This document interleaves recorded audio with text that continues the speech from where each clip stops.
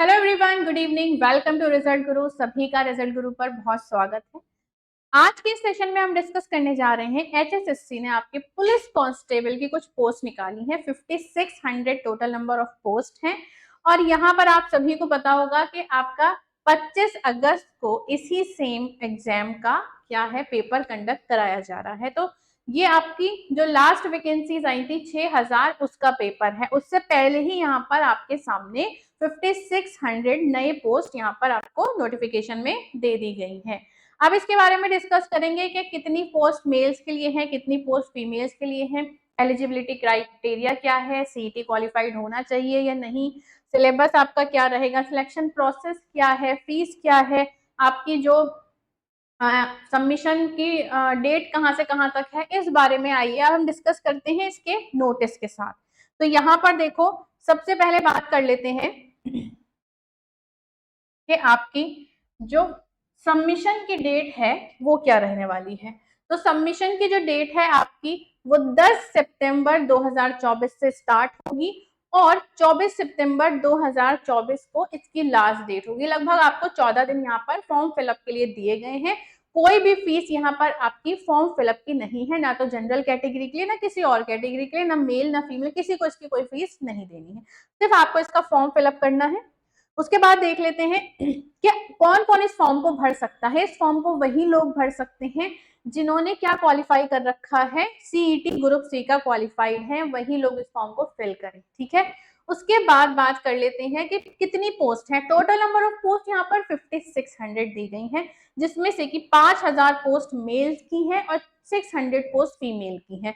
तो उसमें 5000 में से 4000 आपकी क्या है, जीडी की है। ठीक है, और 1000 पोस्ट जो मेल की हैं वो आईआरबी की के लिए दी गई हैं। ठीक है, इसके बाद बात करते हैं कि एजुकेशनल क्वालिफिकेशन आपकी क्या होनी चाहिए। तो देखो, एजुकेशनल क्वालिफिकेशन 10+2 आपके पास होना चाहिए।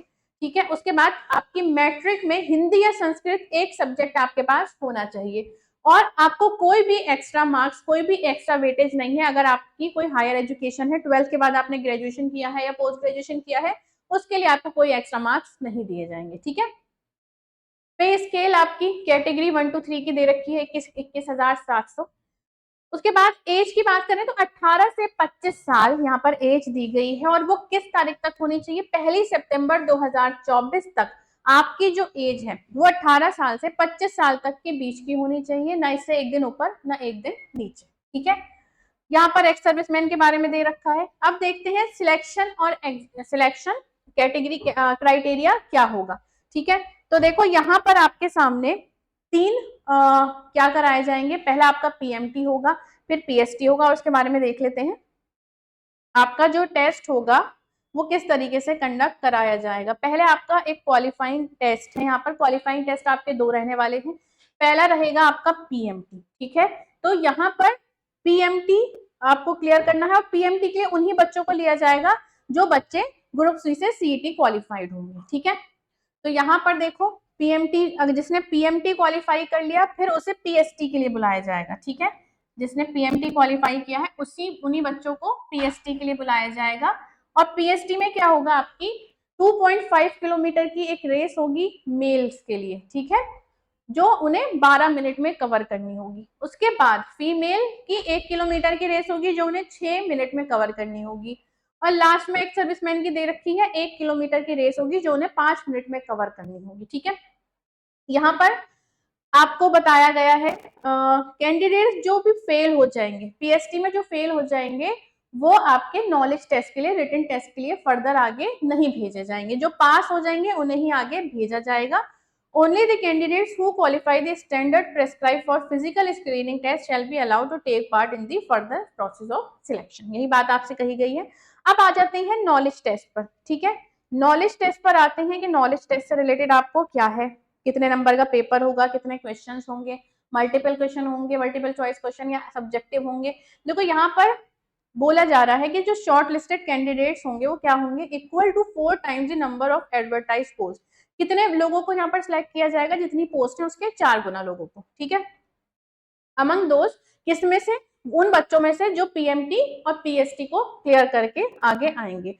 अब बात कर लेते हैं all the candidates shall have undergo a knowledge test of 94.5% weightage comprising of कितना objective type multiple type question, each question हर एक क्वेश्चन जो है वो इक्वल मार्क्स कैरी यहाँ पर करेगा, ठीक है, हर क्वेश्चन इक्वल मार्क्स का होगा। उसके बाद आपका जो पेपर होगा वो हिंदी और इंग्लिश दोनों लैंग्वेज में होगा, बस जो आपका जो जिससे आपकी नॉलेज टेस्ट करी जाएगी हिंदी और इंग्लिश के जो क्वेश्चन होंगे सब्जेक्ट से रिलेटेड वो आपके उन्हीं लैंग्वेजेस में रहेंगे, ठीक है। और जो जनरल कैटेगरी के बच्चे हैं उनको उन्हें नॉलेज टेस्ट में पास होने के लिए 50% जरूरी है लाने, और इसके अलावा कोई भी अदर रिजर्व कैटेगरी है उन्हें 40% लाने जरूरी है, ठीक है। एक्स्ट्रा मार्क्स किस किस के लिए हैं, देखो यहाँ पर आपको दिए गए हैं। एनसीसी वालों को लेवल के हिसाब से मार्क्स दिए गए हैं। लेवल ए वालों को 1 नंबर मिलेगा, लेवल बी वालों को 2 नंबर और लेवल सी वालों को 3 नंबर एक्स्ट्रा दिए जाएंगे, ठीक है। इसके बाद बात कर लेते हैं, इसके बाद देखो सिलेबस क्या होना चाहिए। सिलेबस क्या होगा, सिलेबस होगा यहाँ पर जनरल स्टडीज, ठीक है। देखो सिलेबस देख लेते हैं, general studies, general science, current affairs, general reasoning, mental aptitude, numerical ability, agriculture, animal husbandry, other relevant fields, trades etcetera. There shall be at least 10% question, 10% जो क्वेश्चन होंगे वो किससे रिलेटेड होंगे, बेसिक नॉलेज कंप्यूटर से related होंगे, ठीक है। उसके बाद जो 20% क्वेश्चन होंगे वो आपके हरियाणा जीके से रिलेटेड होंगे, ठीक है। हरियाणा जीके से रिलेटेड का वेटेज क्या रहेगा, 20% रहेगा। आगे बात करते हैं, क्या हमारे भी यहाँ पर और इम्पोर्टेंट दिया गया है, यहाँ पर आपकी pattern of the examination, OMR sheet, offline आपका पेपर होगा, OMR शीट आपको फिल करनी होगी वहां पर, ठीक है। टोटल क्वेश्चन होंगे आपके 100 क्वेश्चन होंगे, 9.945 का क्या होगा, 1 मार्क्स का क्वेश्चन होगा, और आपकी कोई भी नेगेटिव मार्किंग यहाँ पर नहीं होगी। अगर आप क्वेश्चन छोड़ते हैं तो ही आपका मार्क्स हटेगा, नेगेटिव मार्किंग यहाँ पर आपको नहीं दी गई है, ठीक है। उसके बाद आगे देख लेते हैं आपके यहाँ पर क्या इंपॉर्टेंट है, और चलिए जो रिजर्वेशन वाले हैं वो अपना अपना देख लेंगे यहाँ पर। उसके बाद बात कर लेते हैं, यहाँ पर एक्स सर्विसमैन से रिलेटेड आपको दिया है, ठीक है, ESM ये सब आपको अपनी अपनी कैटेगरी में आप लोग देख लेंगे।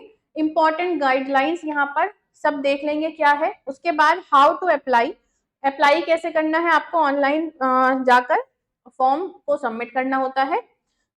फिर हम इम्पोर्टेंट आपके लिए यहाँ पर क्या है देख लेते हैं, document to be uploaded with application form. तो यहाँ पर देख लेना मैंडेटरी डॉक्यूमेंट्स कौन से हैं जो आपको उसके साथ साथ किसके फॉर्म के साथ साथ आपको अपलोड करने होंगे। यहाँ पर scrutiny of document, result of examination, चलो इसे देख लेते हैं। यहाँ पर देखो क्या दिया गया है, ठीक है। रिजल्ट ऑफ एग्जामिनेशन से रिलेटेड आपको बताया गया है, the names of successful candidates who have qualified knowledge test in the order of merit on the basis of aggregate marks achieve by the candidate in knowledge test plus additional weightage, ठीक है। Knowledge test और additional weightage के जो marks होंगे shall be arrange by the HSSC equal to the number of vacancies advertise for each category separately, ठीक है। जितनी post है उसके अकॉर्डिंग यहाँ पर आपको क्या पोस्ट पर बच्चों को रख दिया जाएगा, उन्हें मार्क्स कैलकुलेट करके उनके, ठीक है। अब है अगर 2 लोगों के मार्क्स 1 से हो जाते हैं तो किस बेस पे बच्चों को लिया जाएगा। देखो सबसे पहले जो है उनका क्या होगा, order of the merit shall be determined by the higher score, जिस भी बच्चे का दोनों में से हाईएस्ट स्कोर किसमें होगा, नॉलेज टेस्ट में होगा, और बच्चे को लिया जाएगा। अगर नॉलेज टेस्ट में भी बराबर के नंबर हैं तो उनकी एज के हिसाब से ले लिया जाएगा, जो ओल्डर होगा उसे प्रेफर करते हैं, ठीक है, उसे प्रेफर करते हैं। उसके बाद अगर वो भी आपकी सेम आ जाती है एज तो क्या किया जाता है, उसके बाद क्या होता है, knowledge test date of birth, फिर डेट ऑफ बर्थ से क्या कर लेते हैं, मिला लेते हैं कि डेट ऑफ बर्थ तो हो गया, two score have the same aggregate and date of birth, the order of merit shall be in favor of the candidate having higher educational qualification। तो जिसकी भी हायर एजुकेशनल क्वालिफिकेशन, जैसे किसी ने 12th किया है, किसी ने ग्रेजुएशन किया है, तो ग्रेजुएशन वाले बच्चे को वो ले लेंगे, ठीक है।